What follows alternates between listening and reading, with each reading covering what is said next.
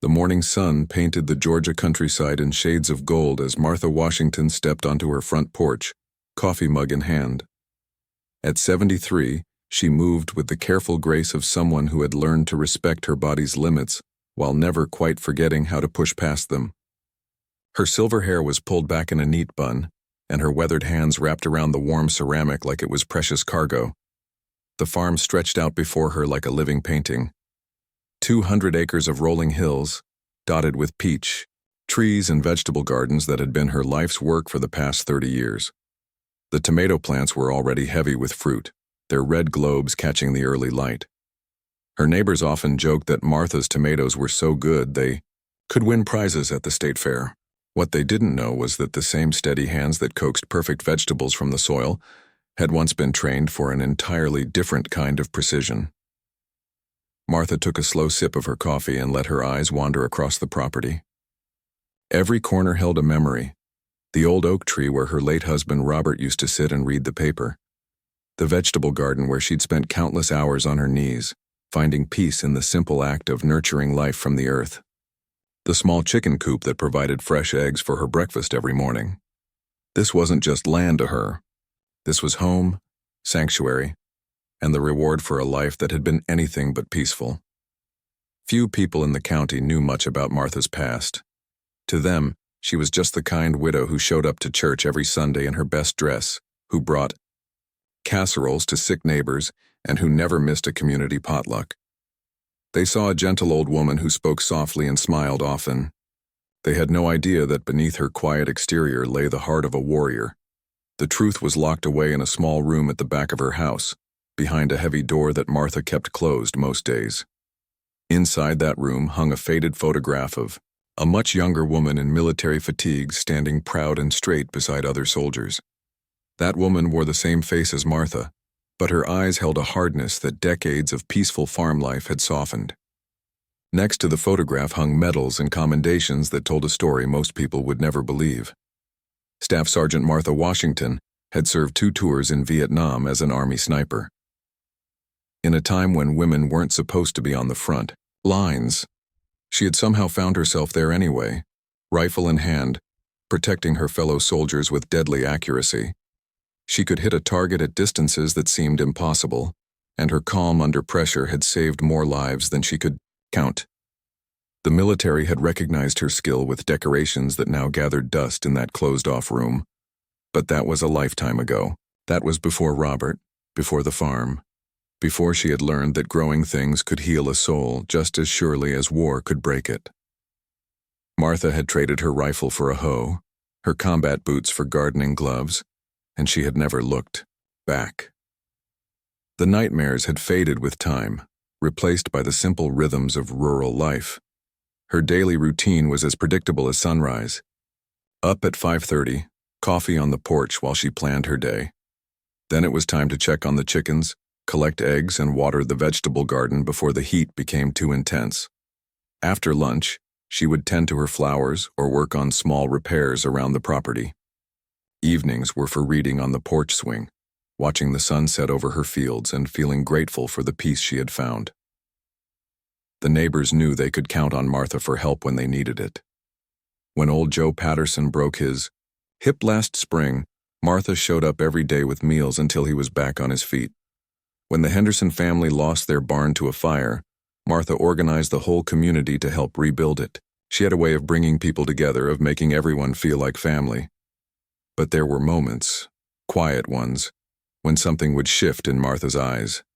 A car backfiring in the distance, a helicopter flying too low, the crack of a hunter's rifle in the woods.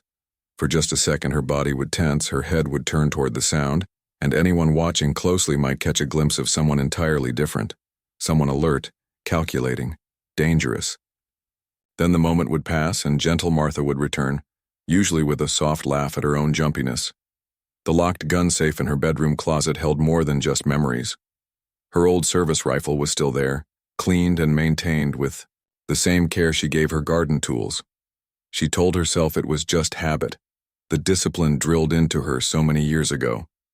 But deep down, some part of her had never quite let go of the idea that peaceful times don't always last forever. Martha's farm sat on some of the most beautiful land in the county, rolling hills perfect for development, close enough to town to be convenient but far enough out to feel private. Over the years, she'd had plenty of offers from developers wanting to buy her out. She always turned them down politely but firmly. This land wasn't for sale. This was where she and Robert had built their life together. This was where she had found healing after the war. This was home. She finished her coffee and set the mug down on the porch railing, ready to start another day. The chickens were all ready, clucking impatiently for their breakfast, and the tomatoes wouldn't pick themselves. Martha smiled and stepped down into her garden, her hands already reaching for the familiar tools that had replaced weapons in her life. As she worked among her plants, humming softly to herself, Martha had no idea that her peaceful world was about to be shattered. She couldn't know that dangerous men were already making plans that involved her property, her home, and her life. She couldn't see the storm that was gathering on the horizon, or guess that very soon she would need to remember skills she had spent 30 years trying to forget. For now there was only the morning sun, the smell of rich earth, and the simple satisfaction of tending to things that grew under her care. Martha Washington, decorated war hero and deadly sniper, worked quietly, in her garden, looking for all the world like exactly what she appeared to be, a harmless old woman living out her golden years in peace. The trouble started 3 counties over, in a place where money talked louder than morals and development meant more than people's lives. Vincent Cruz sat behind a mahogany desk in his air-conditioned office, studying maps and property records, with the cold calculation of a man who saw dollar signs where others saw homes.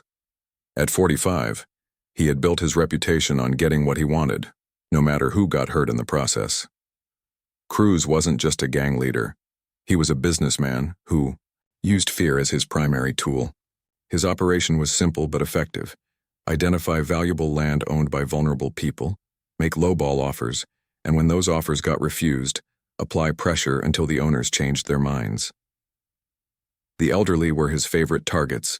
They lived alone, had fewer resources to fight back, and often cracked under the right kind of intimidation. The Iron Wolves were his enforcement arm. 8 men who had grown up hard and learned that violence was often the quickest path to what they wanted. They weren't mindless thugs, though. Cruz had taught them to be strategic, to escalate slowly, to make their threats feel real without crossing lines that would bring serious law enforcement attention. Broken windows, slashed tires, anonymous phone calls in the middle of the night.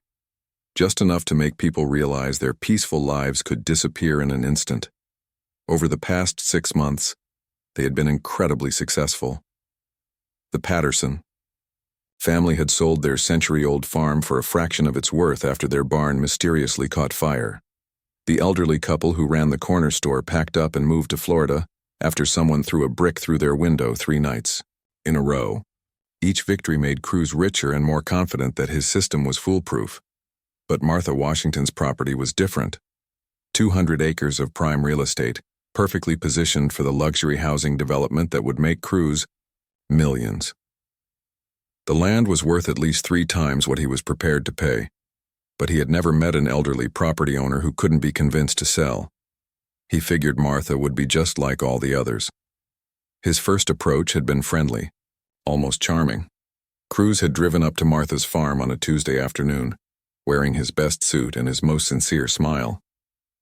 He'd complimented her garden, praised her hospitality when she offered him sweet tea on the porch, and made what he called a generous offer for her land. Martha had listened politely, served him homemade cookies, and then quietly but firmly declined. She explained that the farm wasn't for sale, that it had been her home for 30 years, and that she planned to live there until the day she died. Her voice had been gentle, but Cruz caught something in her eyes that he didn't like. A steadiness. That suggested she wasn't the type to be easily pushed around. Still, Cruz had experience with stubborn elderly folks. He'd increased his offer by 20%, painted pictures of the comfortable retirement she could afford with the money, suggested that maintaining such a large property was probably becoming difficult for a woman her age. Martha had thanked him for his concern, refilled his tea glass, and repeated that her land wasn't for sale. That was when Cruz's friendly mask had slipped just a little. He'd mentioned how isolated the farm was, how far from town, how anything could happen to someone living alone in such a remote location. Martha had nodded thoughtfully, as if considering his words, but her response had surprised him. "I've lived in isolated places before," she'd said quietly. "I've learned to take care of myself." Something in her tone had made Cruz uncomfortable, though he couldn't put his finger on what. He'd left that day with a feeling that Martha Washington might be more complicated than he'd originally thought. But complications were just obstacles to be overcome, and Cruz had overcome plenty of obstacles in his career. The research phase came next. Cruz had his people dig into Martha's background looking for leverage. What they found was frustrating in its simplicity. She was a widow, lived alone, had no children or close family nearby. Her husband had died 5 years ago, leaving her the farm and enough money to live comfortably but not extravagantly. She went to church, helped her neighbors, and kept to herself. On paper, she looked like the perfect target. What Cruz's people missed was the locked room in Martha's house and the military records that would have changed everything.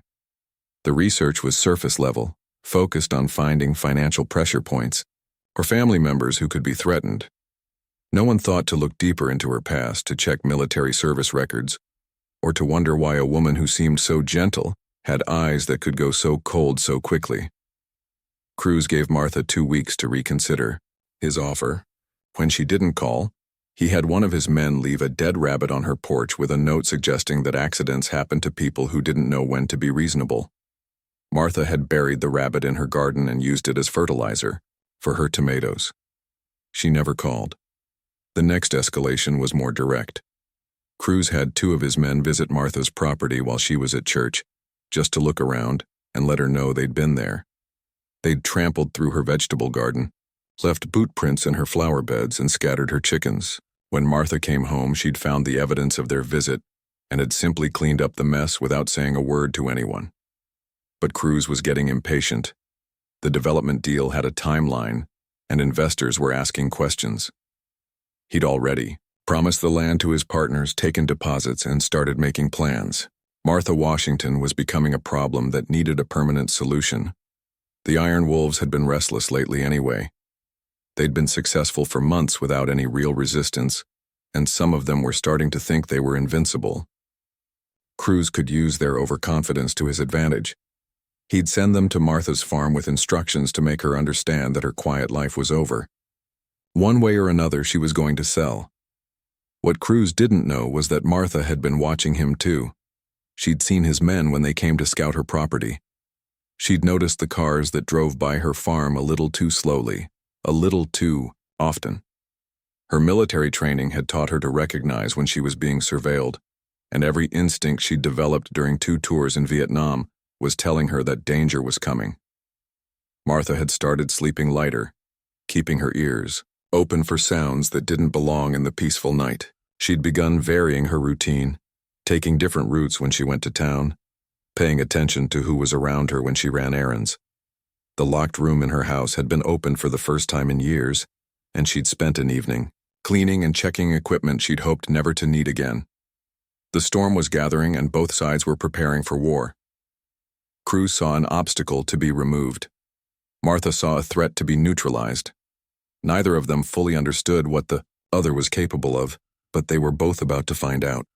The night air was thick with humidity when 8 headlights cut through the darkness on the dirt road leading to Martha's farm. It was past midnight on a moonless Thursday, the kind of night when honest people were asleep in their beds and trouble moved under cover of shadows. Vincent Cruz had chosen this timing carefully. No witnesses, no interruptions, and plenty of hours before dawn to get the job done. Martha had been expecting this moment for days. Her old instincts had been screaming, warnings that she couldn't ignore anymore.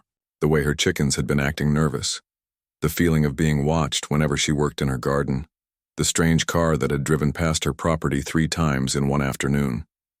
She'd lived through enough dangerous situations to recognize when violence was coming her way. Tonight she hadn't gone to bed at all. Instead, she sat in her darkened living room dressed in dark clothes, watching through a gap in her curtains. Her heart was beating steady and calm, the way it used to before missions in Vietnam. The scared old woman that Cruz expected to find simply didn't exist anymore. In her place sat someone who had survived 2 tours of duty in a war zone. The first sign of trouble came when her security light didn't turn on. Someone had cut the power line to her house, plunging the entire property into darkness. Most people would have panicked, fumbled for flashlights, maybe tried to call for help. But Martha smiled grimly in the darkness. These men had just given her the perfect advantage. She knew every inch of her property, could move through her house and around her land with her eyes closed. They were the ones who would be stumbling around blind. Through her window, she watched the vehicles pull up, near her front gate. 8 men climbed out, and even in the darkness she could see they carried baseball bats and tire irons. They moved with the swagger of people who thought they were dealing with a helpless target. One of them produced wire cutters and snipped her phone line where it connected to the house. Another pulled out a knife and started slashing the tires on her pickup truck. Martha felt something cold and familiar settle over her mind. It was like putting on an old coat that still fit perfectly.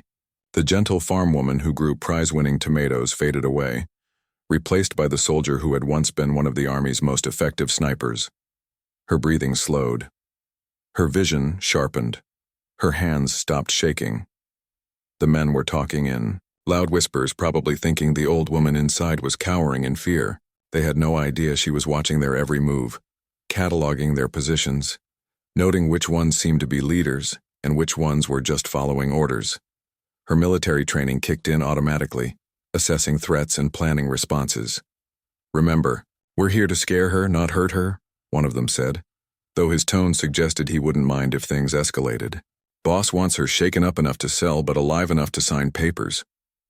Martha moved silently through her house toward the back bedroom where she kept her gun safe. Her bare feet made no sound on the wooden floors. Years of living alone had taught her which boards creaked and which ones were silent. She moved like a ghost through rooms she knew better than anywhere else on Earth. The combination to the gun safe was burned into her memory. Her fingers found the numbers in the darkness. Without hesitation, inside, wrapped in soft cloth, lay the rifle that had been her constant companion through 2 years of hell in Southeast Asia. A modified hunting rifle with a scope that could pick out targets at distances that would amaze most people. She'd maintained it carefully over the years, more out of habit than expectation that she'd ever need it again. Outside, the men were getting bolder.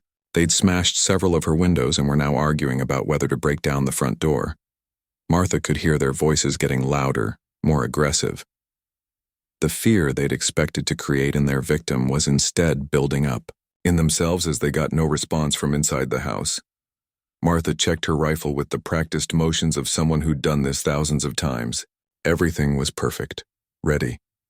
She moved to a window that gave her a clear view of her front yard, staying well back in the shadows where she couldn't be seen. The men had spread out across her property now, some heading toward her barn, others moving toward the house. "Come on out, old woman," one of them shouted. "We know you're in there. We just want to talk." Their leader, a tall man with a bandana tied around his head, kicked over one of Martha's flower pots. "You should have taken our boss's offer when you had the chance. Now things are going to get ugly." Martha's finger found the trigger, muscle memory taking over, but she didn't shoot. Not yet. These men thought they were hunters, but they had no idea they'd just walked into the territory of a predator far more dangerous than anything they'd ever encountered. The first one to try the front door got a surprise. Martha had rigged it with a simple trap. Nothing that would seriously hurt anyone, just a bucket of ice water that soaked him from head to toe when he forced the door open. His yelling and cursing brought the others running, and suddenly all 8 men were clustered together near her front porch, exactly where Martha wanted them. "She's in there playing games with us," the soaked man shouted. "Let's tear this place apart." That's when Martha decided it was time to end their fun. Her first shot wasn't aimed at any of the men. Instead, she put a bullet through the front tire of their lead vehicle, the sharp crack of the rifle cutting through the night air like a lightning bolt. The men scattered like startled rabbits, suddenly realizing they weren't dealing with a helpless victim. "What the hell was that?" someone yelled. Martha's second shot took out another tire, then a third. Now their vehicles weren't going anywhere, and the hunters had become the hunted. The men were looking around frantically, trying to figure out where the shots were coming from, their swagger replaced by genuine fear. "She's got a gun," one of them shouted, as if this was some shocking revelation. Martha allowed herself a small smile in the darkness. If they only knew what they were really dealing with, they'd probably run screaming into the night. But it was too late for running now. They'd come to her home with weapons and bad intentions. They'd destroyed her property and threatened her peaceful life. In Martha's mind, they'd crossed a line that couldn't be uncrossed. The real hunt was about to begin, and these 8 men were about to learn that some elderly women have secrets that could get them killed. The sound of gunfire echoing across Martha's farm changed everything in an instant. What had started as 8 confident men coming to intimidate a helpless old woman suddenly became a nightmare none of them had prepared for. The gang members, who moments before had been smashing windows and destroying property, now found themselves crouched behind whatever cover they could find, hearts pounding with fear they hadn't felt since they were children. Martha moved through her house like a shadow, using passages and doorways she'd walked through thousands of times. Every creak in the floorboards, every angle of sight through the windows, every hiding spot on her property was as familiar to her as breathing. The men outside were stumbling around in territory she knew better than her own heartbeat, and that gave her an advantage they couldn't possibly overcome. "Where is she?" hissed Tommy, the youngest member of the group, as he pressed himself against the side of Martha's pickup truck. His hands were shaking so badly he could barely hold his baseball bat. This wasn't what he'd signed up for when he joined the Iron Wolves. They were supposed to scare people, not get shot at by some crazy old lady with a rifle. The leader, Rico, was trying to keep his crew together, but he could see the panic in their eyes. "She's just one old woman," he whispered harshly. "There's 8 of us. We spread out, surround the house, and flush her out." But Martha wasn't in the house anymore. While the men argued and tried to come up with a plan, she had slipped out through the back door and disappeared into the darkness of her own property. Years of military training had taught her that the best defense was often a good offense, and she knew these men wouldn't expect her to come hunting them. She moved through her vegetable garden, past the chicken coop, using every shadow and piece of cover available. Her bare feet made no sound on the soft earth. The rifle in her hands felt as natural as it had 30 years ago in the jungles of Vietnam. Some skills, once learned, are never truly forgotten.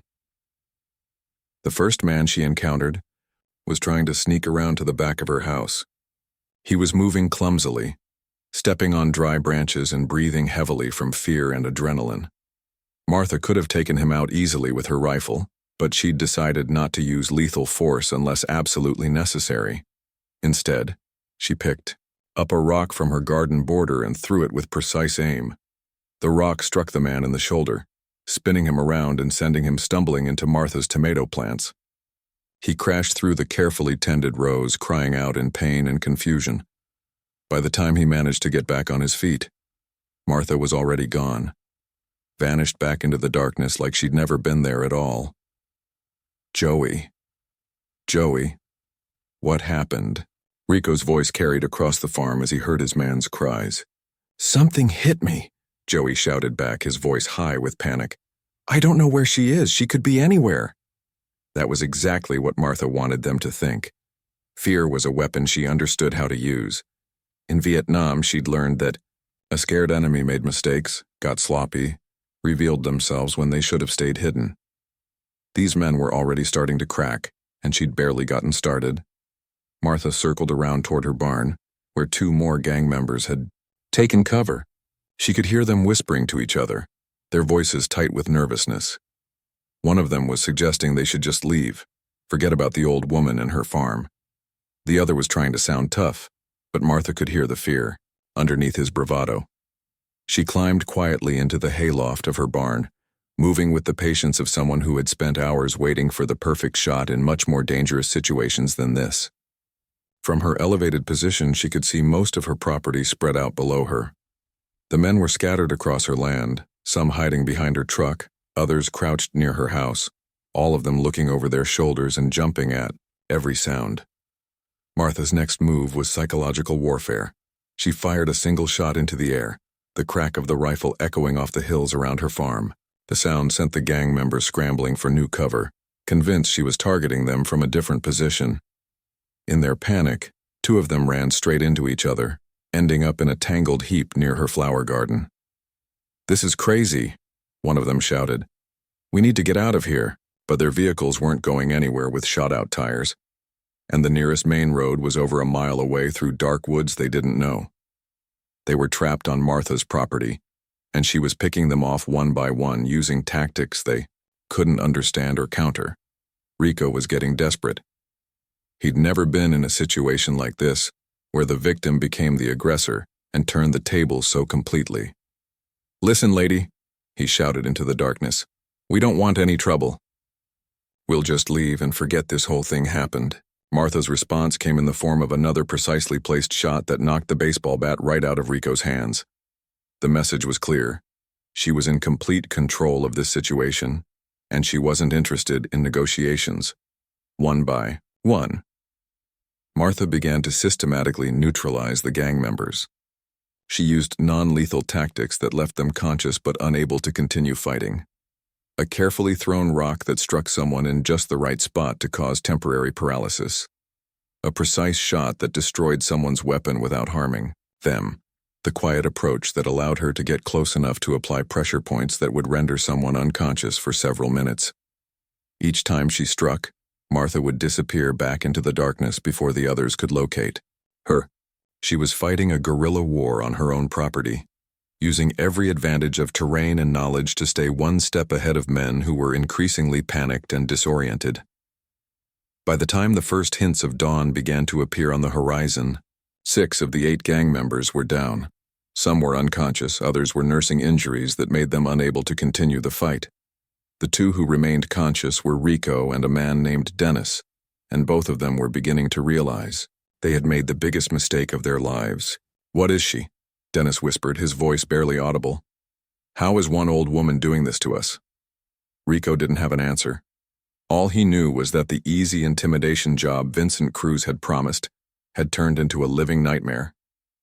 They were trapped on the property of someone who fought like a trained soldier, and dawn was coming fast. Soon people would start waking up, and questions would be asked about why 8 men with weapons were found on an elderly woman's farm. Martha watched from her hiding place in the barn as the 2 remaining men huddled together near her chicken co-op, looking around desperately for an escape route that didn't exist. The hunter had indeed become the hunted, and the night was almost over. The first golden rays of sunlight crept across Martha's farm like fingers reaching through the darkness, painting her property in shades of amber and hope. What had been a battlefield in the darkness was now revealing itself to be something else, entirely. 6 men lay scattered across her land, some unconscious, others groaning and holding various injuries, all of them defeated by a woman they had completely underestimated. Rico crouched behind Martha's chicken coop, his expensive gang clothes torn and dirty, his confidence shattered like the windows his crew had broken hours earlier. Beside him, Dennis clutched his shoulder where Martha's precisely thrown rock had struck him, his face pale with shock and pain. They were the only 2 still conscious and mobile, and both of them were beginning to understand that their night of terror had become something very different than planned.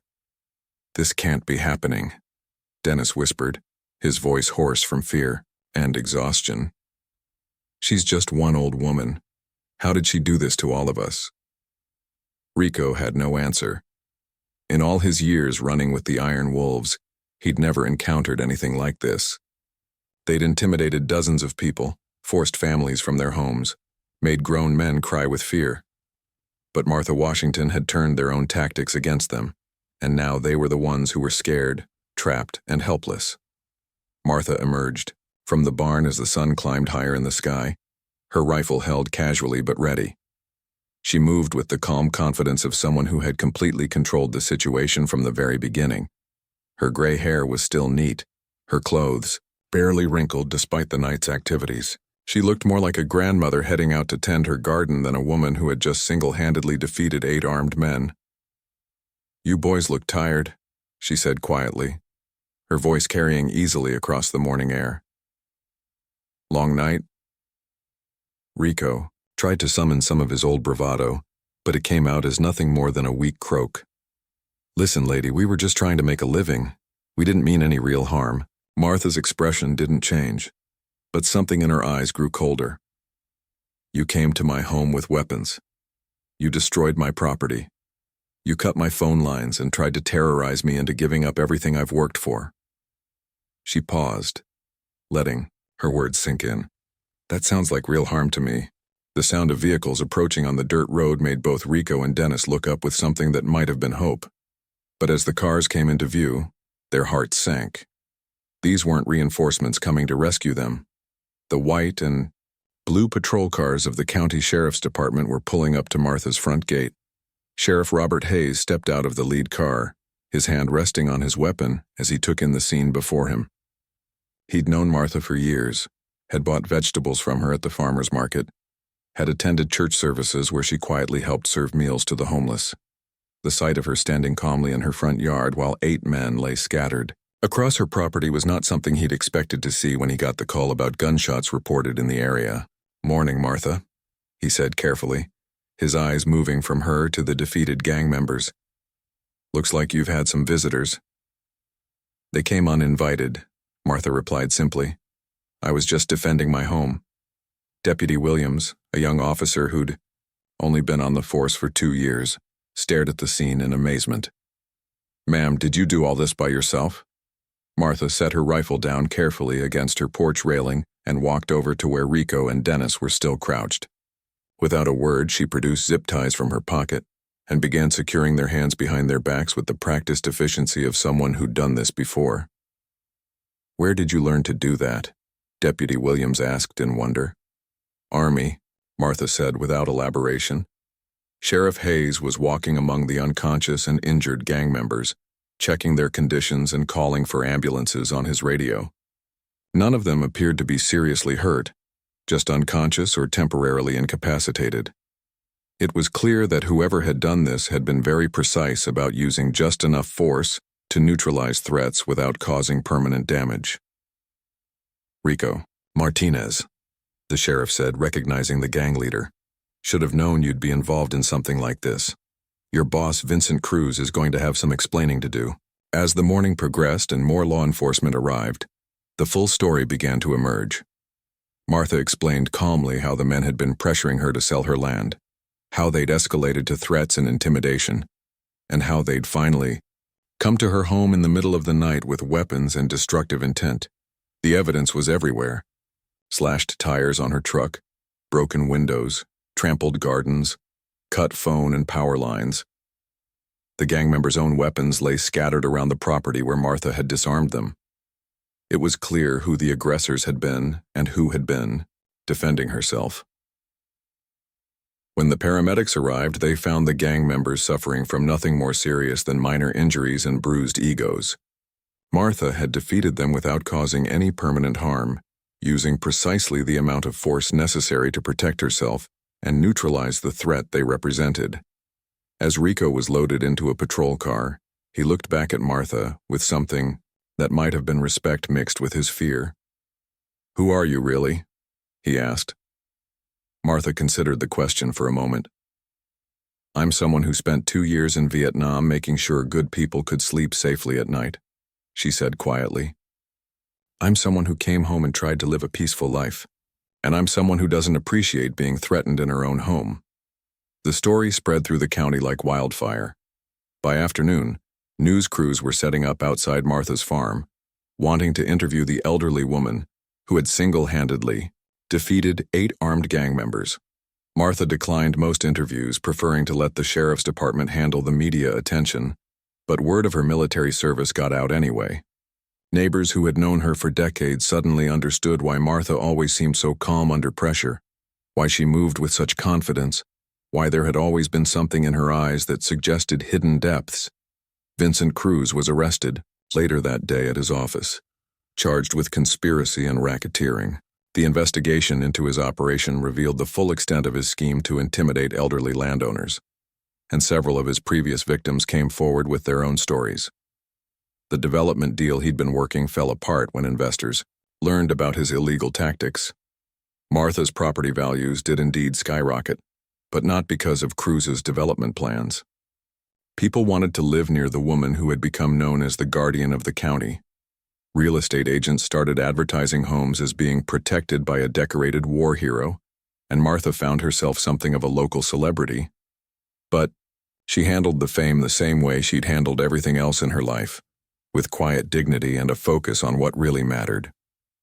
She repaired the damage to her property, replanted her trampled gardens, and went back to her peaceful routine of tending her farm. The only real change was that her neighbors now knew the truth about who lived among them. Martha Washington wasn't just a kind elderly woman who grew excellent tomatoes. She was a protector, a guardian, someone who would stand up for what was right no matter what the odds, and if anyone else had ideas about threatening the peaceful people of the county, they now knew that somewhere among the rolling hills and quiet farms lived someone who had the skills and the will to stop them.